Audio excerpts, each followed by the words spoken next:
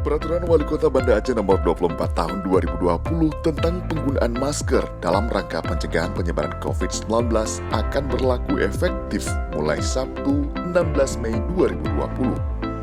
Kepastian tersebut disampaikan oleh Wali Kota Banda Aceh Aminullah Usman usai memimpin rapat gugus tugas percepatan penanganan COVID-19 Banda Aceh di Pendopo, Senin 11 Mei 2020. Perwal yang memuat 8 pasal termasuk soal sanksi itu akan disosialisasikan secara masif kepada masyarakat. Adapun sanksi bagi yang melanggar tidak bersifat material. Sanksinya mulai dari peringatan tertulis yang disertai pencatatan identitas, tidak diberikan pelayanan pada fasilitas publik, hingga penarikan sementara identitas kependudukan bagi yang melakukan pelanggaran secara berulang.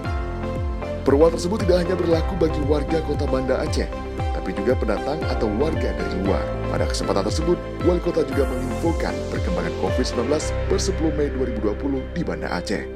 Dari Banda Aceh, Tim Liputan Humas Banda Aceh melaporkan.